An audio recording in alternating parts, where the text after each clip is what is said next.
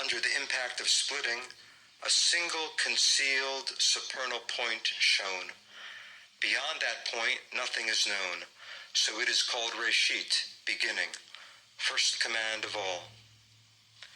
The enlightened will shine like the Zohar, the radiance of the sky, and those who lead many to righteousness like the stars forever and ever. Zohar, radiance, concealed of concealed, struck its aura, which touched and did not touch this point. Then this beginning expanded, building itself a palace, worthy of glorious praise. There it sowed seed to give birth, benefiting worlds. Zohar, radiance, sowing seed for its glory, like the seed of fine purple silk, wrapping itself within, weaving itself a palace, constituting its praise, benefiting all. With this beginning, the unknown concealed one created the palace. This palace is called Elohim, God. The secret is Bereshit, bara Elohim. With beginning, created God.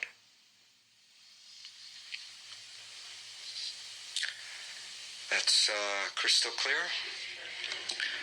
This is really how the Zohar teaches, without coming out and saying, without even naming the Sfirot, just leaving you kind of swimming or drowning in a sea of imagery, but touching something deep inside and pointing toward something that precedes our normal notion of what God is and who God is.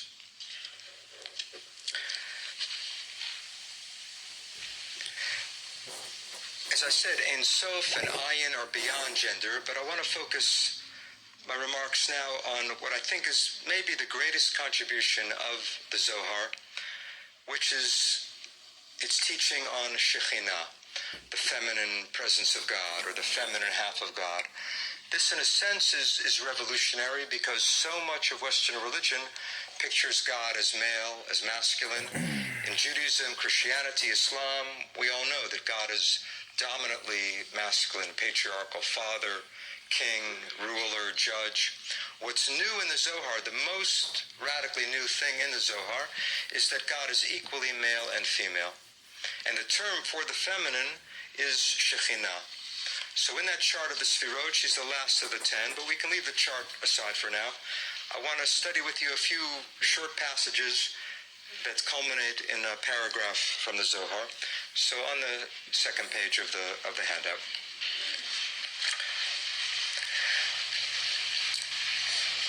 Some terms in Kabbalah or in the Zohar never appear earlier in Jewish sources. For example, Ein Sof. To call God Ein Sof, the infinite, you never find that in the Bible, you never find that in the Talmud. Shekhinah, however, appears very frequently in the Talmud. Never in the Bible. You never have the term Shekhinah in the Bible, but you do have the verb, the root shachan, meaning to dwell. Right? God says, V'asuli mikdash, have them build me a sanctuary, V'shachanti b'tocham, I will dwell among them. So God's dwelling among the people of Israel is central already in the Torah. The rabbis coin this term Shekhinah, referring to God's dwelling in the world.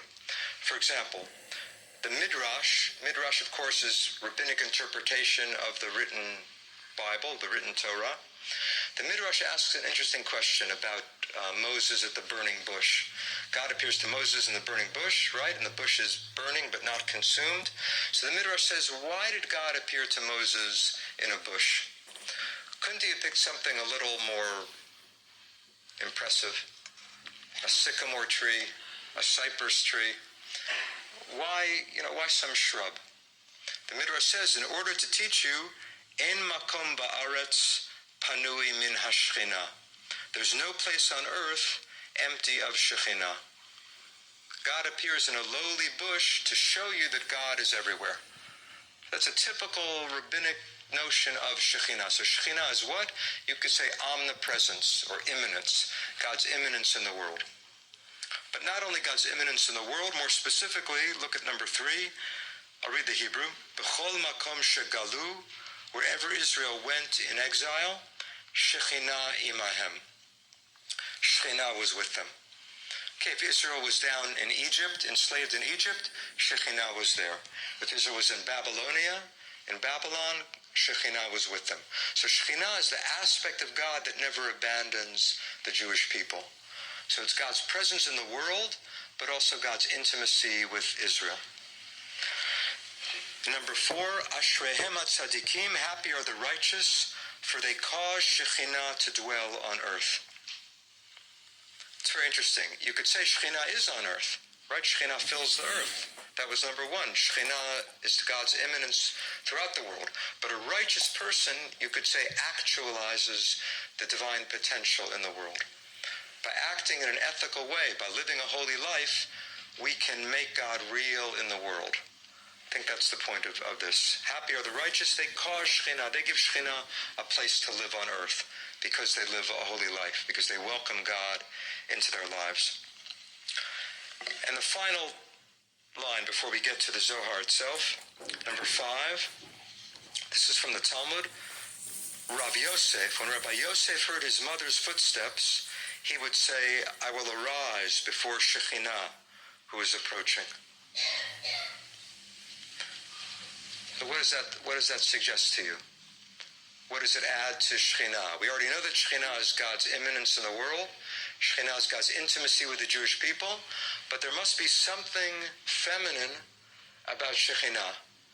Some scholars say, in the Zohar, in the Kabbalah, Shekhinah is feminine. But in rabbinic sources, Shekhinah is not feminine. It's just God's presence in the world. But this quote really contradicts that. At least for this one rabbi, his mother was an embodiment of the Shekhinah. His mother somehow, represented the Shekhinah. And I can attest to the truth of that statement. It's a very significant line because it really shows you that the most radical innovation in all the Zohars, that Shekhinah is the feminine half of God, it's already there in the Talmud. And that you find again and again in Kabbalah. What seem to be the most radical teachings somehow have their root in the Bible or in the Talmud. I'm not saying that there's nothing new or revolutionary about Kabbalah, but it takes hints in the earlier literature and then builds a whole mystical system out of those hints.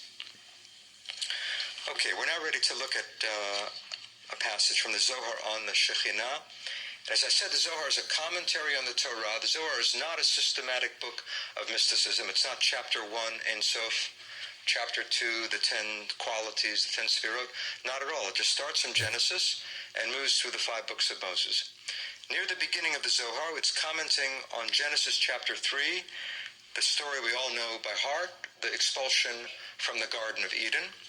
And in this verse, chapter 3, verse 24, it says, just glance at the Hebrew. Even if you don't know Hebrew, I want to show you something about the shape of the Hebrew letters. This verse says, Vayigaresh et ha'adam, which means he drove out Adam. But the Hebrew adds a little word. That middle word is composed of 2 letters. What are those 2 letters? Aleph and Taf. So this is a word in Hebrew that begins with the first letter of the alphabet. Its only other letter is the last letter of the alphabet, so it has the whole alphabet, you could say. It spans Aleph to Taf. And what does it mean? Nothing. So it spans the whole alphabet, but it means nothing. It's very strange. How can you have a word that means nothing? What it really is, a grammarian would tell you, a linguist would tell you, this is a particle. What do they call it a particle? Because they don't know what to call it, so they call it a particle. But how does it function? The word et basically is a marker for a direct object if that direct object has the definite article. Okay, in Hebrew you can't say I drank the water. You have to say I drank et the water. You can't say I threw the ball. You have to say I threw et the ball. It's as if after you say the verb and before you say the object, you say Aleph to Taf. Everything could possibly follow, and then you name a specific thing that follows. I'm not claiming that's the origin of et, but it's intriguing to have a word that is untranslatable and yet encompasses the whole alphabet. Now that kind of word is too good for a rabbi to pass up. Right? And we know in the Talmud already there were rabbis who loved to interpret the word et.